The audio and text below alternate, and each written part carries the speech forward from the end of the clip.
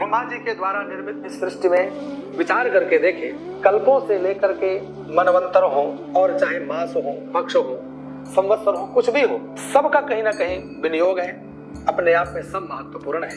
हम लोग संवत्सर के आगमन पर भी भगवान का विधिवत पूजन करते हैं। कोई भी पर्व हो, कोई भी तिथि हो, सब पर हम उपवास व्रत करते हुए ईश्वर की आराधना करते हैं। लेकिन जब हमारे सामने हम जानते हो कि कोई पवित्रतम से पवित्रतम कोई ऐसा समय आ रहा है जिस समय भगवान शीघ्र संतुष्ट होंगे, प्रसन्न होंगे, तो हम उन दिनों में उन तिथियों को छोड़ते नहीं है। कुछ ना कुछ देवार्चन, पूजा पाठ, सत्कर्म, पुण्य आदि धार्मिक कृत्य करते हुए समय व्यतीत करते हैं। यही हमारे सनातन धर्म की परंपरा है, यही शास्त्रों की मर्यादा है और यही हमारे ऋषि मुनियों ने हमें बतलाया है, जिसका अनुसरण करते हुए हम लोग अपने जीवन में आने वाले बड़े से बड़े दुखों का शमन कर देते हैं। आज मैं बात करता हूँ एक समूचे समाज के बारे में कि समूचे समाज में जो कष्ट होता है उस सामूहिक कष्ट को दूर करने के लिए हम क्या कर सकते हैं। एक व्यक्ति किसी एक तिथि पर एक उपवास व्रत करते हुए, देवाराधन करते हुए या काम का अनुष्ठान करते हुए अपने दुखों से निवृत्त होता है, सुख की अनुभूति करता है। लेकिन समूचे समाज को जब हम धार्मिक कृत्य के लिए प्रेरित करते हैं, प्रेरणा देते हैं, उसके लिए जरूरी है कि थोड़े कुछ विशेष दिन और बड़े विशद रूप से हमें प्राप्त हो, वर्ष के रूप में प्राप्त हो, महीने के रूप में प्राप्त हो, पक्ष के रूप में प्राप्त हो। क्योंकि कभी कोई एक चीज के लिए एक दिन सुन लेता है, अगले दिन पता चलता है वह दिन निकल जाता है। इसलिए एक सामूहिक रूप से हमें कोई चीज प्राप्त होती है तो मैं समझता हूँ वह वर्ष है। वर्ष में भी अगर हमें कोई महीना प्राप्त हो रहा है, पवित्रतम महीना, तो उससे श्रेष्ठ और क्या हो सकता है। बात करते हैं आने वाले श्रावण मास। हमारे पूरे सनातन समाज में पूरे वर्ष भर के अंदर कुछ ऐसे पवित्र महीने होते हैं जिनमें व्यक्ति के अंदर भक्ति का संचार स्वाभाविक हो जाता है। एक तरफ तो ये होता है कि किसी धर्मवेत्ता महापुरुष ने हमें कभी कुछ बताया कि इस देवता का पूजन करो, आराधना करो, तो हम करने के लिए चलते हैं। लेकिन कुछ महीने, कुछ पर्व ऐसे होते हैं जिनमें हमें किसी के कहने की आवश्यकता नहीं, प्राकृतिक स्वाभाविक भक्ति का संचार होता है। स्वाभाविक हमारा मन भगवान के लिए सदाकार होने का प्रयत्न करता है।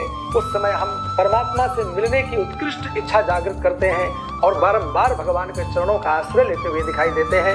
उन वर्ष भर में कुछ ऐसे ही पवित्र महीने होते हैं जिनमें एक श्रावण मास में आप लोग देखेंगे कि समूची सृष्टि अपने आप में खिलखिला उठती है। वर्षा काल है, वर्षा की बूंदें गिरती हैं, पृथ्वी अपने आप में हरी भरी हो जाती है। पृथ्वी भी उस समय प्रफुल्लित होती है। समूचे गौ माताओं को हरी घास, समूचे वन्य जीवों को अनेक फलों का आगमन दिखाई देता है। समूचा समाज एक प्रसन्नता का अनुभव करता है। ऐसे श्रावण मास के आने पर हमें करना क्या चाहिए, यह भी जानना चाहिए। जहाँ सृष्टि में आने वाले इस महीने में स्वाभाविक हमारे अंदर भक्ति का संचार होता है, प्रेम का संचार होता है, समूचा जगत प्रसन्नता का अनुभव करता है, वहीं पर हमारे द्वारा हमें ध्यान भी रखना चाहिए कि हम लोगों से कोई ऐसा अशुभ कृत्य न हो जाए, कोई दोषपूर्ण कार्य न हो जाए। क्योंकि जितना इस महीने में पुण्य हमें अनेक कामनाओं को पूर्ण कराने वाले होते हैं, उतना ही इन महीनों में किया गया पाप भी अनेक गुना हमारे लिए दोषप्रद बन जाता है और हमारे मार्ग को भ्रष्ट करने का काम करता है। ऐसा कोई दोष ना बने, ऐसा कोई कार्य न बने जिससे हमारे ऊपर किसी भी प्रकार का पाप लगे, दोष लगे, यह भी प्रयत्न करना चाहिए। करना क्या चाहिए, तो श्रावण मास भगवान भोलेनाथ के लिए अत्यंत प्रिय महीना माना गया है। वैसे तो श्रावण मास में आप अयोध्या जाए, काशी जाए, चित्रकूट जाए, चाहे वृंदावन में निवास करें, सब जगह अपने अपने इष्ट देवों के लोग पूजन करते हुए दिखाई देते हैं। भगवान के विविध रूपों को पालने में झुलाया जाता है, सुंदर सुंदर गीत गाए जाते हैं। उस समय हम लोगों का मन प्रसन्न रहता है। लेकिन शास्त्रों के अनुसार बात करें तो भोलेनाथ के लिए भी अत्यंत प्रिय मास कोई है तो वह श्रावण मास है। कहते हैं इसी श्रावण मास में माता पार्वती अपनी तपस्या को परिपूर्ण की थी। भगवान शिव ने, भोलेनाथ ने प्रकट होकर माता को उन्हीं के पति बनने का वरदान भी प्रदान किया था।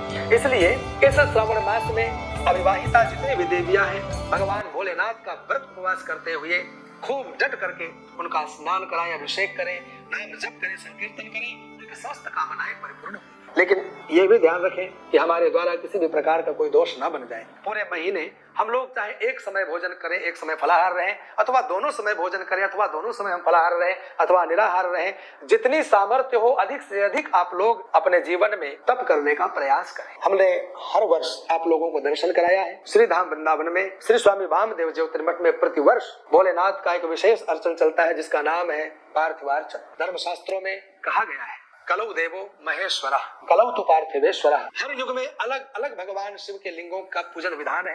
किसी युग में रत्नमय शिवलिंग, किसी युग में स्वर्णमय शिवलिंग, धातु में शिवलिंग, पारद के अलग अलग भगवान शिव के लिंगों का निर्माण बताया गया है। लेकिन कलयुग में मिट्टी से बने हुए शिवलिंग या मृत्तिका रूपी पदार्थ से बने हुए शिवलिंग भगवान शिव को बहुत प्रसन्नतादायक माने जाते हैं। भगवान भोलेनाथ शीघ्र प्रसन्न होते हैं अगर हम पार्थिवार्चन करते हैं। पार्थिवार्चन का भाव आप समझते होंगे, 1 से लेकर 1000 लाख की संख्या में मिट्टी से प्रतिदिन शिवलिंग बनाना, विधिवत उनका पूजन अर्चन करते हुए और उनका विसर्जन करना, बिना विसर्जन किए आहार नहीं ग्रहण करना। और समझिए इसी विधि से, इसी विधान से श्री स्वामी वामदेव ज्योतिर्मठ में आज लगातार 8 वर्षों से यह कार्यक्रम प्रतिवर्ष श्रावण मास चलता है और अधिक से अधिक लोग भक्त इस कार्यक्रम में जुड़ करके हिस्सा लेते हैं और सभी लोग भाग लेते हुए भगवान का विधि विधान से शिवलिंग निर्माण करते हुए अनेक कामनाओं को पूर्ण भी करते हैं। मैं किसी एक कामना की बात नहीं करूंगा, सर्व मनोकामना सिद्धिप्रद यह भगवान का पार्थिवार्चन है। इसे कोई भी कर सकता है, किसी एक जाति, किसी एक वर्ण के लिए नहीं। जो भी भगवान भोलेनाथ के प्रति अनन्य श्रद्धा, अनन्य भाव रखता है वह मिट्टी के शिवलिंग बनाए, अपने घर में बनाए अथवा हमारे पास में यहाँ आकर के निर्मित करें।